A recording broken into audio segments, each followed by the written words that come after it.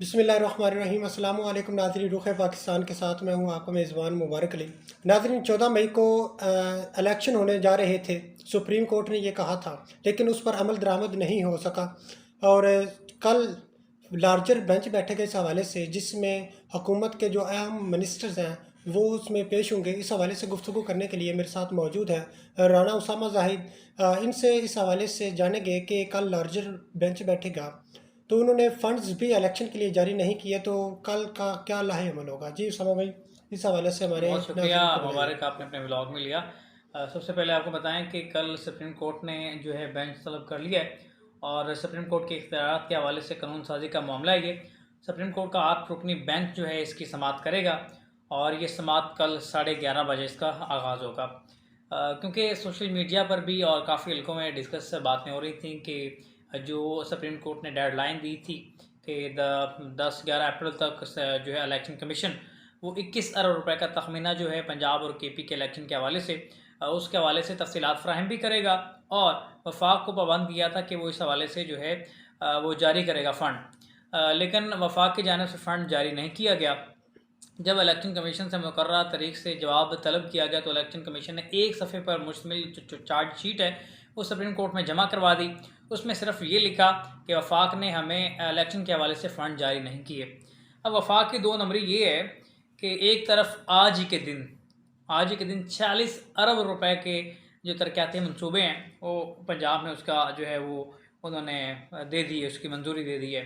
और दूसरा, वज़ीर आज़म शहबाज शरीफ का एक बेतुका दौरा इसलिए कह रहा हूँ जिसमें ना कोई डील हुई है, ना कोई मुआहदा हुए हैं, कुछ भी नहीं हुए। सिर्फ सैट सपाटा 1 अरब 42 करोड़ रुपए उस पर खर्च आया है, जो तोहफ़े तोائफ़ भी देकर आए हैं, इसमें वो भी शामिल है।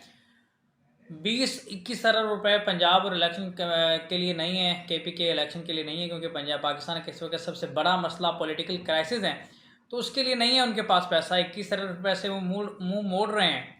लेकिन एक तरफ वो उनकी ये 2 नंबरी ये है कि दूसरी जानिब वो फ़ंड पे फ़ंड जारी कर रहे हैं और सुप्रीम कोर्ट के फ़ैसलों को रद्दी की टोकरी में फेंक रहे हैं कि कोई उसकी अहमियत नहीं है। अब मुल्क की अदालत उज़्मा के फ़ैसलों को पाकिस्तान के अदालत उज़्मा के हुक्मनामे को रद्दी की टोकरी में फेंकेंगे तो पाकिस्तान का निज़ाम चलेगा कैसे भाई? अदलिया को खोटे लाइन लगाया हुआ है। अब ये मसला अब अदलिया की समझ में आया है। अगर उमर अता बंदयाल की ज़ाती रंजिश की वजह से उनके फ़ैसले को साइड पे करेंगे तो ये आप भूल रहे हैं कि वो चीफ़ जस्टिस ऑफ पाकिस्तान है। पाकिस्तान का एक मुक़तदिर हल्का उनके ग्राउंड में काम करता है, वो काजी पाकिस्तान है। इस वक्त उनके फ़ैसलों को आप फोकट नहीं देते, एक साइड पे साइडलाइन कर रहे हैं। उस सूरत में नेक्स्ट लाएअमल क्या होना था? अगर आज अदलिया स्टैंड ना लेती तो कमज़ोर अदलिया के तौर पर ये जानी जाती।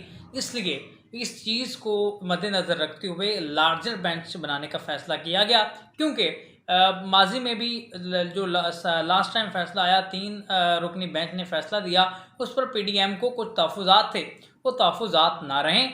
बाकी जो चीज़ें मैनेज करने के बाद इस वजह से कल जो है उन्होंने लार्जर बेंच बनाने जा रहे हैं। अब मसला ये है कि लार्जर बेंच के बाद एक कुर्बानी तो होनी है। या चीफ इलेक्शन कमिश्नर अपनी कुर्बानी देंगे या फिर वज़ीर आज़म पाकिस्तान शहबाज शरीफ नायल होंगे और उनकी कुर्बानी दी जाएगी। अब देखें, जो मेरे ज़रा है, नून लीग इस वक्त चाहती है कि शहबाज शरीफ कुर्बानी दे दें, पंजाब खाली हो जाएगा और वज़ीर आज़म का उनके चस्का पड़ गया है, वो छोड़ेंगे नहीं। जो नून और शीन वाली बातें हैं ना, वो बिल्कुल खुल के वाज़े सामने आ जाएंगी। चीफ इलेक्शन कमिश्नर किसी सूरत भी कुर्बानी नहीं देंगे। अगर उन्होंने कुर्बानी देनी होती तो वो 10 और 11 अप्रैल के बाद सुप्रीम कोर्ट में चार्जशीट जमा ही ना करवाते। वो ज़रूरी ही ना समझते कि वो सुप्रीम कोर्ट को जवाब दे हैं, वो जवाब ना देते, जमा करवाते कि हमें वफाक ने फ़ंड जारी नहीं किया, ये जी सुप्रीम कोर्ट को जवाब दे दिया। क्योंकि जवाब इसलिए दिया क्योंकि चीफ इलेक्शन को डर था, अगर मैं जवाब नहीं दूंगा तो उठा के बाहर फेंक देगा सुप्रीम कोर्ट मुझे और जो इलेक्शन कमीशन का जो है वो सारा निज़ाम दरम बरम। इस वजह से अपने आप को महफूज करने के लिए उन्होंने चार्जशीट जमा करवाई है। इसका वाज़ेह मतलब है कि आने वाले दिनों में हो सकता है कि नून लीग जो और पीडीएम मुश्तरका तौर पर शहबाज शरीफ की कुर्बानी दे दें। इस हवाले से हम कुछ दिनों से देख रहे हैं, हमजा शहबाज भी ऑफ द स्क्रीन है, कुछ और भी जो शीन पार्टी है वो ऑफ द स्क्रीन है, शहबाज शरीफ साहब भी कुछ मुलाकातें जो हैं वो आधी अधूरी हैं।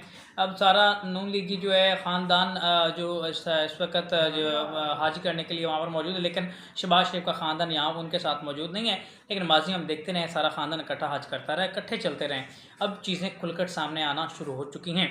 हो सकता है ऐसा ना हो, लेकिन जो हमारे ज़राए हैं, जो हम सूरत-ए-हाल ग्राउंड पर देख रहे हैं, हमें यही लगता है कि आने वाले दिनों में नून और शीन अलग-अलग हो जाएगी और ये सूरत-ए-हाल इस तरह शहबाज शरीफ की दी जाएगी कुर्बानी, पंजाब खाली हो जाएगा। क्योंकि पंजाब में इस वक्त हुक्मरानी का हर कोई शौक़ देख रहा है। पीटीआई में भी बहुत शौक़ है, नून लीग में शौक़ है।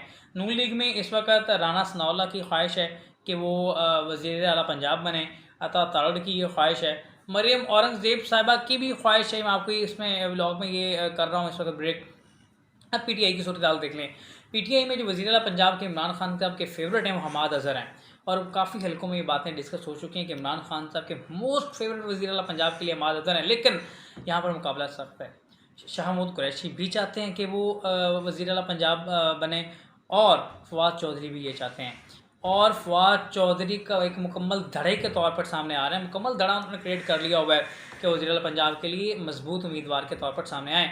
अब शाह महमूद कुरैशी किस तरह से वज़ीर आला पंजाब के उम्मीदवार हैं? आप कहेंगे वज़ीर ख़ारजा रहे हैं तो उनको वज़ीर ख़ारजा का चस्का नहीं। जब शीलिंग की गई समान पार्क में इमरान खान साहब के घर पर दावा बोला गया तो शाह महमूद कुरैशी ने कहा कि इमरान खान साहब गिरफ्तारी दे दें, जो पार्टी के इंतज़ामी अमूर होंगे मैं संभालूंगा। मसला यह था कि वो इंतज़ामी अमूर संभाल कर अपना खान साहब के सामने इमेज बिल्ड करते, उसके बाद पंजाब में वो कहते कि मैं पंजाब को संभाल सकता हूँ, ये डील फाइनल हो जाती। लेकिन इसको नाकाम करने के लिए फवाद चौधरी कूद पड़े, वहाँ पर मौजूद थे हमारी मौजूदगी में। फवाद चौधरी ने खान साहब को कहा था कि आप गिरफ्तारी नहीं देंगे, मैं खुद देख लूँगा उस केस को। अब तक भी फवाद चौधरी फेस कर रहे हैं।